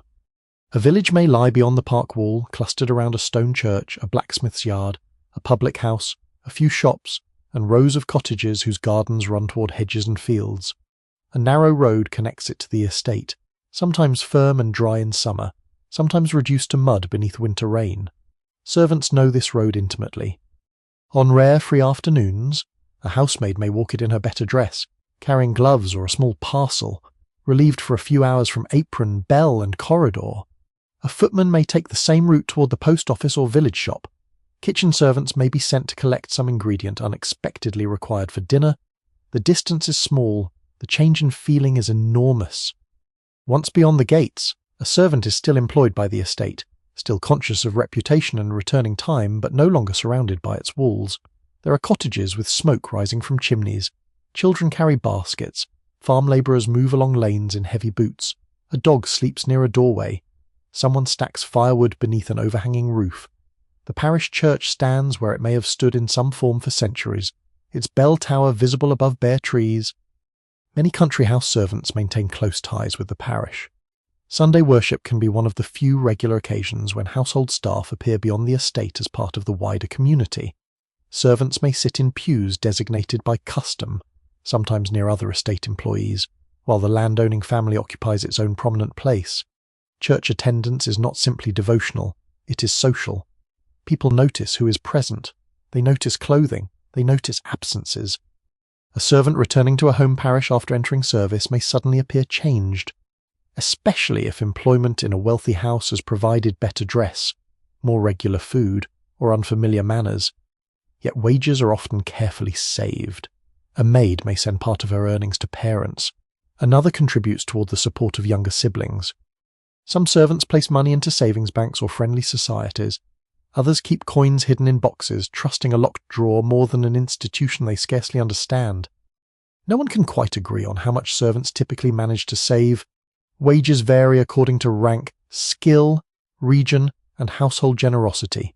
Because board and lodging are usually provided, careful workers can accumulate modest sums, though clothing, gifts, travel, family obligations, and periods without employment can quickly consume them. A free afternoon may therefore involve very little spending. Walking costs nothing. Visiting family costs little. Sitting beside a cottage fire and drinking tea can feel luxurious to someone accustomed to being summoned by bells. Market day brings greater temptation. The nearby town may fill with carts, stalls, animals, cloth sellers, bakers, vegetable traders, hardware merchants, and people arriving from surrounding farms. Markets are ancient institutions. Long before the country estate takes its later form, medieval lords collect tolls from traders entering market towns. Charters grant rights to hold weekly markets and annual fairs. Merchants travel along muddy roads carrying salt, wool, leather, pottery, metal goods, and food. Fragments of that older world survive. A servant walking between stalls may buy ribbons, needles, soap, sweets, a comb, inexpensive jewellery, or printed paper. Pilgrim badges are no longer common purchases, but earlier travellers once pinned small metal tokens to clothing after visiting famous shrines. The habit of carrying home objects associated with journeys survives in other forms: postcards, ribbons, fairground trinkets, religious medals, and inexpensive keepsakes. Fairs bring louder distractions. There may be livestock sales, food stalls, musicians, travelling entertainers, games, or booths offering strange cures and fortune-telling. Employers do not always approve. A servant allowed an evening out is expected to return at a fixed hour. Failure to do so may result in reprimand or dismissal. The estate clock follows her beyond the gate. Courtship often grows within these narrow pockets of freedom. A maid may meet a groom from the stables, a farm worker, a craftsman from the village, or a servant employed at another house. Such meetings require careful planning. Domestic service offers little privacy, and household rules may discourage relationships between staff. A young woman who marries often leaves residential service entirely, either by expectation or necessity. For some, marriage represents escape from strict household discipline. For others, it may exchange one form of labour for another. A cottage requires cooking, washing, cleaning, carrying water, raising children, mending clothes, tending vegetables, and often helping with paid work as well. Still, the hope of having a household of one's own can be powerful. Small tokens carry meaning in courtship. A ribbon, a printed card, a flower, or a simple brooch may be treasured. In rural areas, older customs survive around love and marriage. Certain flowers are believed to reveal future husbands. Dreams on particular nights are considered significant. Apples, herbs, or small household objects are sometimes used in fortune-telling games among young women. Historians continue to debate how sincerely such customs are believed, because amusement and belief are difficult to separate. A maid may laugh while performing a fortune ritual and still remember the result afterward. The same mixture of practicality and tradition appears in village medicine. Servants who become ill do not always turn immediately to a doctor. Minor complaints may be treated with remedies learned at home: peppermint for the stomach, honey for the throat, mustard poultices for congestion, comfrey for bruises, chamomile for restlessness. A warm onion preparation, herb tea, or vinegar mixture might be recommended by an older relative with a complete confidence. Some remedies offer real comfort, others are ineffective, a few are harmful, but familiar practices can feel safer than unfamiliar medicine, especially when doctors are expensive or distant. Charms remain surprisingly persistent too. A small piece of red thread may be associated with protection in some regions. A horseshoe above a threshold may guard against ill fortune. Rowan wood is linked with protection in older northern traditions. Certain stones, bones, or religious medals are carried against sickness. Such beliefs cross the estate boundary easily. A servant may polish silver beneath portraits of educated aristocrats, while keeping a protective charm hidden inside her own trunk. There is no contradiction in her mind. Life contains room for both. As afternoon passes, the road back to the estate begins to darken. Winter fields stretch pale beneath a low sky. Smoke hangs over the village roofs. A bell sounds from the church tower, warning anyone with a curfew that time is passing. The servant turns toward the gates. Perhaps she carries a small paper parcel. Perhaps a letter is folded inside her pocket. Perhaps there is nothing at all except the memory of a few hours spent among familiar voices. The estate appears through the trees ahead, its chimneys and windows rising above the darkening park. Once inside, the apron returns, the bell system waits. The corridors close around her again. Yet the village remains nearby, beyond the wall and across the muddy road, connected to the servants' quarters by family, memory, courtship, custom, and the quiet hope of a life that might one day belong more completely to the servant herself. The freedom found beyond the estate gates is always measured against the rules waiting inside them. A great household depends upon discipline. The bells must be answered. Fires must be lit before rooms are used. Meals must arrive at the proper hour. Bedrooms must be ready. Silver must remain accounted for. Servants must appear clean, punctual, sober, discreet, and respectful. When any part of that order fails, punishment can follow. Sometimes it is mild. A housekeeper may issue a warning. A butler may sharply correct a footman. A maid may lose an afternoon out. A servant may be assigned an unpleasant task or reminded that her conduct will be mentioned when wages are discussed. But dismissal always waits somewhere behind these lesser penalties. For a servant living inside the household, losing employment means losing much more than wages. It means losing a bed. Meals stop. Uniforms belonging to the house may need to be returned. The servant must leave the estate, perhaps quickly, and begin searching for another position. That search depends heavily upon a character or reference. An employer's written recommendation can open the door to a respectable household. A poor one can close several doors at once. This gives senior servants and employers considerable power. No one can quite agree on how fairly that power was usually exercised. Some household records show long relationships and servants rewarded after decades of work. Other memoirs describe sudden dismissals over minor offences, misunderstandings, illness, pregnancy, or behaviour considered improper. The rules are especially strict for younger women. A maid's reputation is treated almost as a household asset. She may be expected to avoid public houses, unsuitable companions, late nights, and courtships not approved by those above her. A relationship with a male servant can create tension. A relationship with someone from outside the estate may be tolerated only if it never interferes with work. Marriage often ends residential service. Pregnancy outside marriage can be catastrophic for employment. Employers may present such restrictions as moral protection. Servants may experience them as surveillance. Even letters can become complicated. Most servants receive personal post. but privacy is never guaranteed in the modern sense. A letter addressed to a maid might pass through the hands of senior servants before reaching her. Visitors at the service entrance may be questioned.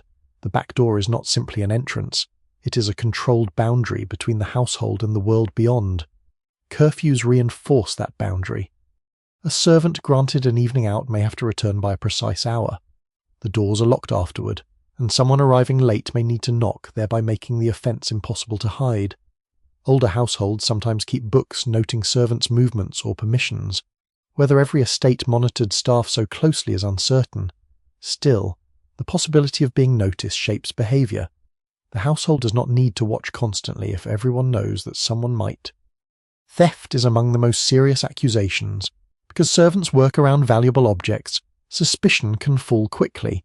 A missing spoon, a coin misplaced from a dressing table, a ribbon or handkerchief that cannot be found, a small amount of sugar disappearing from a store. Any of these can create quiet panic below stairs. Household manuals often warn employers about pilfering, particularly of food, candles, tea, and drink. Yet historians continue to debate how much such writing reflects actual levels of theft, and how much reveals upper-class anxiety about servants who moved freely through private spaces. Taking leftover food might be seen by one employer as theft and by another as a customary privilege. The line between allowance and stealing is not always as clear as later records suggest. Perquisites, known in some settings simply as perks, can form an informal part of service. A cook may expect kitchen scraps, a maid may receive worn clothing, a butler may gain legitimate benefits connected with bottles, corks, or leftover materials according to household custom, but these privileges are closely watched because custom can easily be reinterpreted as dishonesty when relationships sour. Alcohol creates another concern. Beer and ale have long been part of workers' diets, and servants in some estates receive regular allowances. Wine cellars and decanters, however, offer obvious temptation. A footman found drinking the family's wine can expect little sympathy. Temperance ideas grow stronger through the 19th century, encouraging some households to reduce drink allowances or judge intoxication more severely. Sober service becomes associated with respectability. Respectability itself is difficult to measure, yet everyone acts as though it can be seen. Clothes matter, speech matters, friends matter. Church attendance may matter. Even the places a servant visits on a free evening may be judged. Against all these rules, resistance rarely takes dramatic form. Most servants cannot afford open rebellion. Instead, independence appears in smaller ways. A maid stretches an errand long enough to speak with a sister at the village gate. A kitchen servant hides a piece of cake to eat later. A footman exchanges a quiet joke in the passage after an especially demanding guest rings 3 times. A laundress ignores a printed household remedy and uses the method her mother taught her. These acts are small because small acts are safer. Servants also build their own networks. Information about good and bad employers travels between houses. A maid considering a new position may ask someone who has worked there. A coachman knows other coachmen. Valets meet during visits. Cooks hear about vacancies from tradespeople. The employer holds the formal reference, but servants possess another kind of knowledge, reputation passed from worker to worker. A house known for poor food, harsh rules, or endless late nights may struggle to keep experienced staff. A generous employer may attract applicants through word alone. This quiet exchange gives servants more leverage than the written rules acknowledge. There are also customs that offer a little protection against bad fortune. Some servants believe it unlucky to begin a new position on certain days. Others pay attention to omens when entering a new house. A dropped knife may be interpreted as a sign of a visitor. A broken mirror carries the familiar warning of prolonged misfortune. Shoes placed upon a table are widely regarded as unlucky in many communities. No one can say exactly how deeply such beliefs influence serious decisions. Still, a servant already nervous about a new position may prefer not to ignore an omen. The estate itself produces plenty of material for superstition.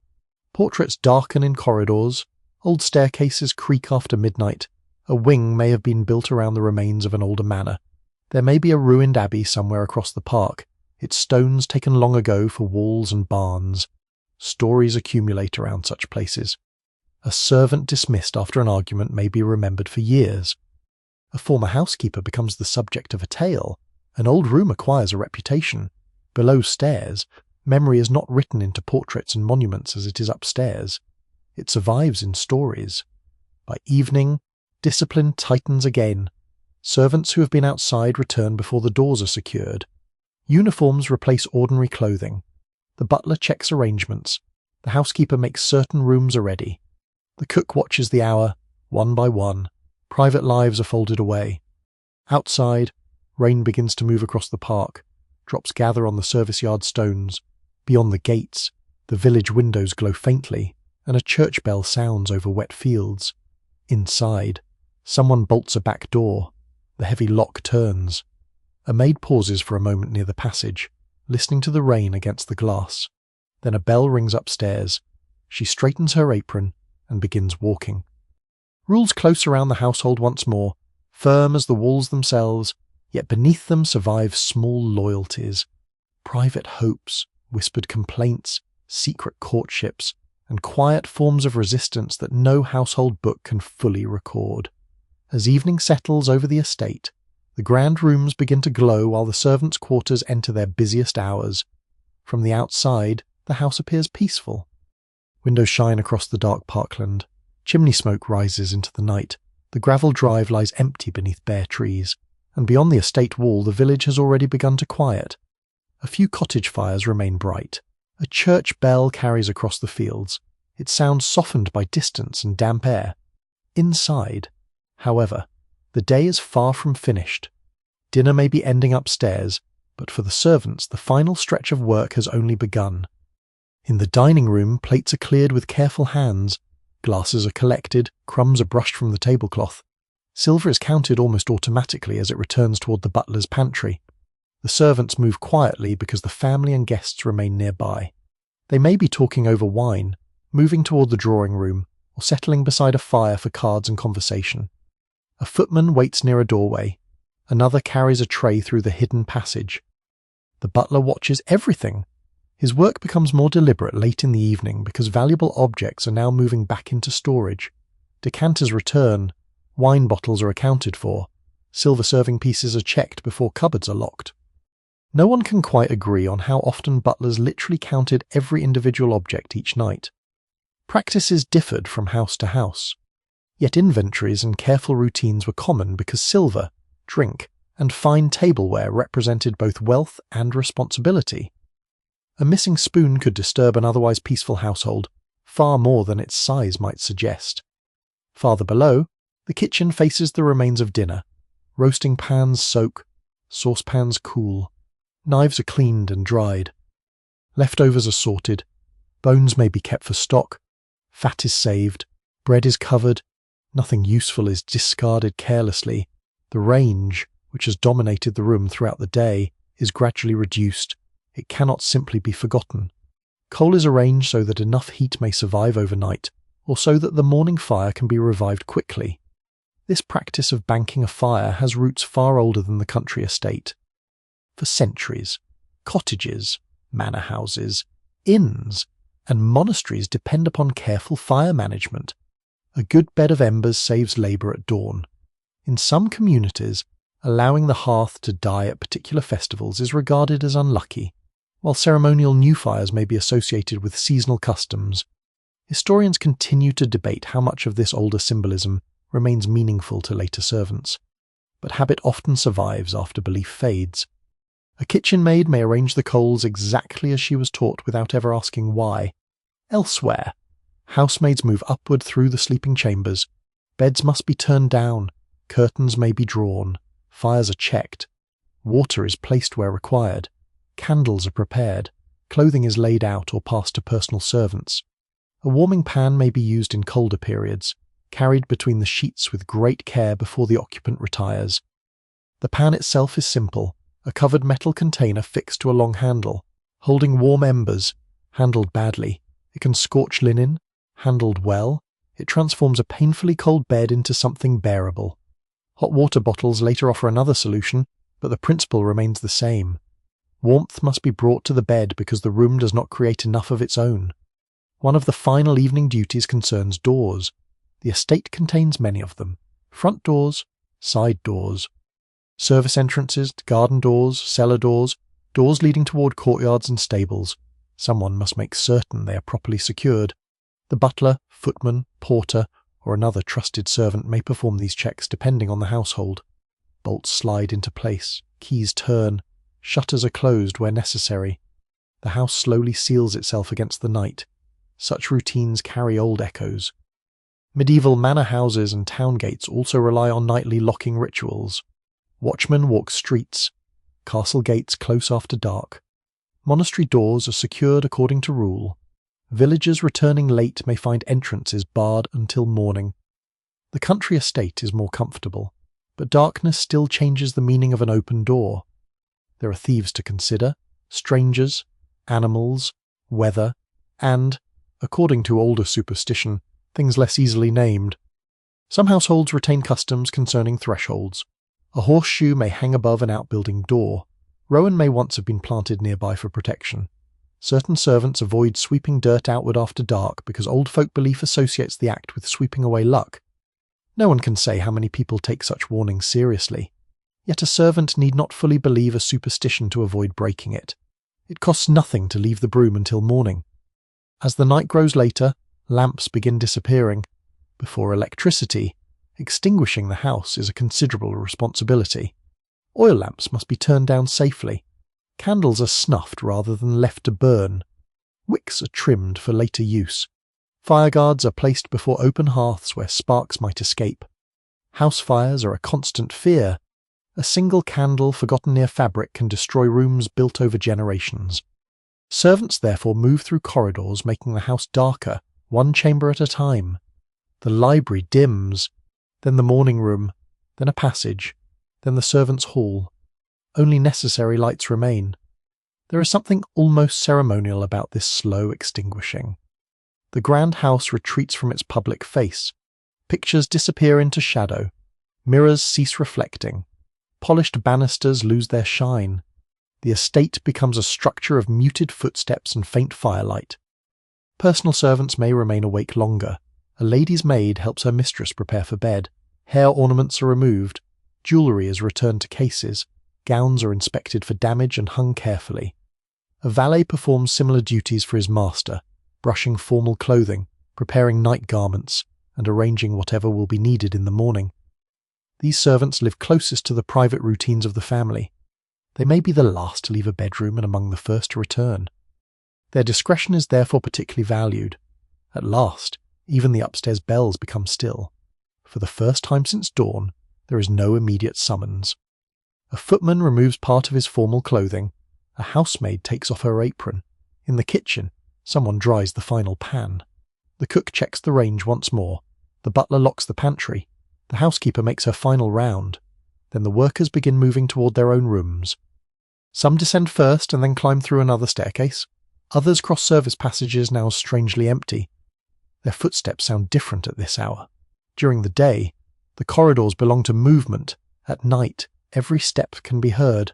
Outside, the wind moves through the estate trees. Rain touches the roof lightly. Moonlight spreads across the park, pale on winter grass. The village beyond the wall is almost entirely dark. Far away, a late bell marks the hour. Inside, one servant pauses to listen before continuing toward the attic. A candle flame bends in the draught. Another door closes softly. Below, the banked kitchen fire gives a final red glow beneath the range. Above, the family sleeps beneath warmed sheets. Between them, the hidden passages of the estate fall silent one by one. For a few precious hours, no bells ring. In the deepest part of the night, the servants' quarters finally become still. The great house has not stopped existing, of course. Fires continue to breathe faintly behind iron grates. Pipes settle inside walls. Timbers contract in the cold. Wind presses against windows and moves through the branches beyond the roof. Somewhere beneath the kitchen range, a few carefully banked embers remain alive beneath grey ash, waiting for the hands that will uncover them before dawn. But the people who keep the estate moving are, for a little while, asleep. Along the attic corridor, doors are closed. Behind one lies a narrow room shared by two maids. Their clothes have been folded or hung where they can be reached quickly in darkness. Shoes stand beside the bed. A small wooden box holds letters, ribbons, sewing things, and perhaps wages saved slowly over many months. In another room sleeps a senior servant who has spent half a lifetime in the house. She remembers people who no longer live here.